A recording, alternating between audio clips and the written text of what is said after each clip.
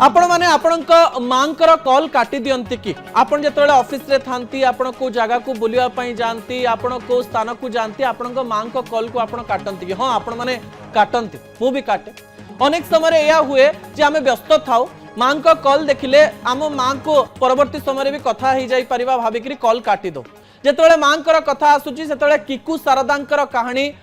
अत्यंत दुखित करिछि से कांदी कांदी एमती एक कथा कहिचंतु जो कथा आपण को टिके भयभीत करिवो दर्शक बंधु किकू शारदा 2 वर्ष पूर्व यूएस रे गोटे प्रोग्राम करबा पई जाइथिले मां दिन को 3 रु 4 थर फोन करंती एवं बारंबार कॉल करंती एवं बारंबार कॉल करबा फल से डिस्टर्ब हुंती एवं कहंती जे मां काहे के एते थर कॉल करूछु ता पूर्व 2 दिन से मां को थरे दी थर कहले जे थरे दी थर हमें कथा बा एते थर काहे कॉल करूछु तृतीय दिन मांकर कॉल आसिला 2-3 थर से गोटे काम रे व्यस्त थिले भाबिले जे मांक सहित परे कथा हे जिवि 3 थर जाको फोन काटी देले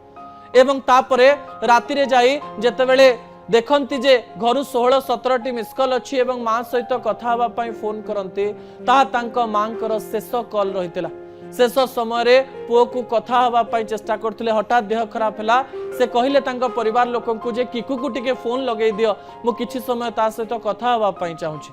किंतु से व्यस्त थिबारो किकू से फोन उठेई पारि नथिले एवं से कांदी कांदी गोटे शो रे कहिचंती मु जीवन जाक ए दिन को केबे भूली पारिबि नाही